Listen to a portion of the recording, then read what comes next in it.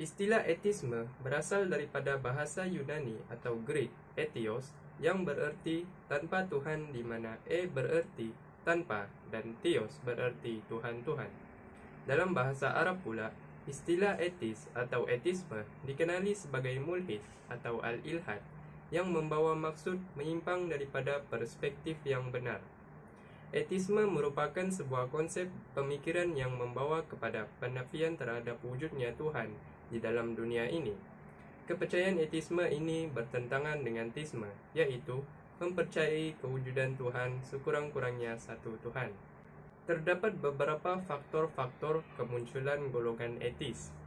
Pertama sekali, perkembangan teknologi dan sains.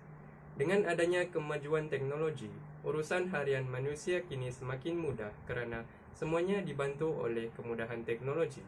Oleh itu, manusia kini kurang bergantung kepada bantuan gaib seperti meminta pertolongan daripada Tuhan dengan berdoa. Tambahan pula, kemudahan teknologi ini boleh didapati dengan kadar segera kerana ianya berada di depan mata kita berbanding pertolongan Tuhan yang kita tidak pasti akan dapatnya segera ataupun lambat. Manakala dengan perkembangan sains, manusia berupaya mengkaji segala persoalan alam semesta yang timbul di fikiran. Dengan perkembangan ini juga, manusia boleh menjawab segala persoalan tersebut dengan mudah dan pantas. Hal ini menyebabkan mereka merasa hebat dan tidak lagi memerlukan jawapan daripada Tuhan tentang segala persoalan dan alam semesta tersebut. Faktor yang kedua ialah fahaman sosial progresif. Fahaman ini berpendapat bahawa adat dan cara hidup dalam masyarakat merupakan suatu yang boleh berubah-ubah mengikut peredaran masa. Semakin maju zaman tersebut, adat dan cara hidup juga hendaklah maju. Masyarakat ini suka mempraktikkan sesuatu yang baru dan membenci sesuatu yang lama. Faktor yang ketiga ialah faktor morality. Ianya didefinisikan sebagai suatu fahaman yang dipraktikkan oleh golongan-golongan etis di mana mereka berpendapat bahawa moral tidak perlu timbul dari rasa takut kepada azab api neraka dan dari rasa semangat mengejar ganjaran terbesar, iaitu memasuki syurga.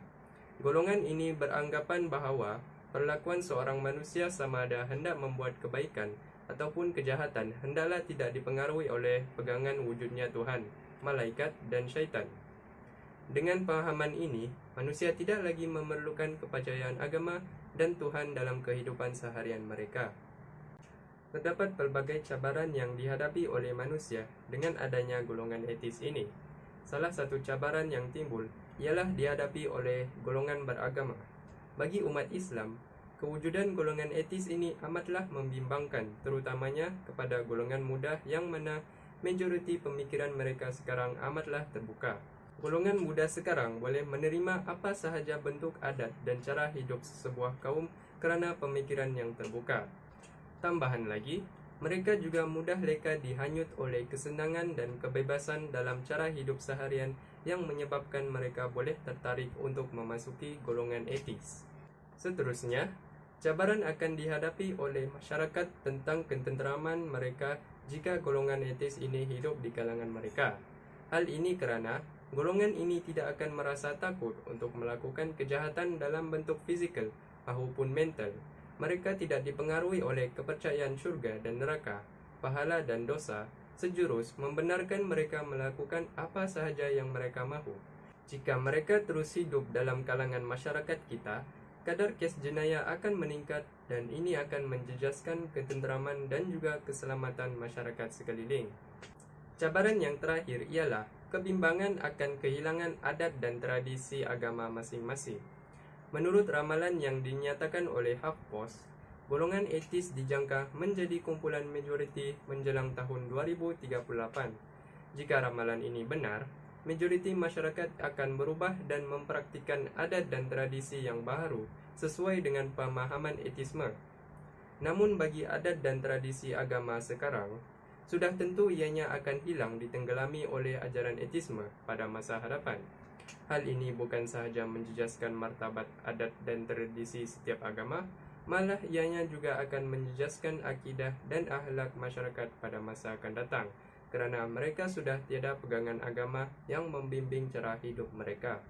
Akhir kata, Kesimpulan yang boleh dibuat berkenaan tajuk etisme ini adalah terdapat beberapa faktor utama yang menjadikan seseorang itu tidak lagi mempercayai kewujudan Tuhan, walaupun pada awalnya kepercayaan itu tersemat di dalam jiwa mereka.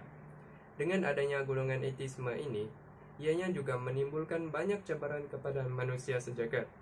Oleh itu, bagi setiap manusia yang masih berpegang dengan agama sendiri, kita hendaklah menyiapkan benteng daripada terjerumus ke dalam golongan ini. Di samping itu, kita juga perlulah berusaha membantu golongan etisme ini untuk menuju ke pangkal yang benar.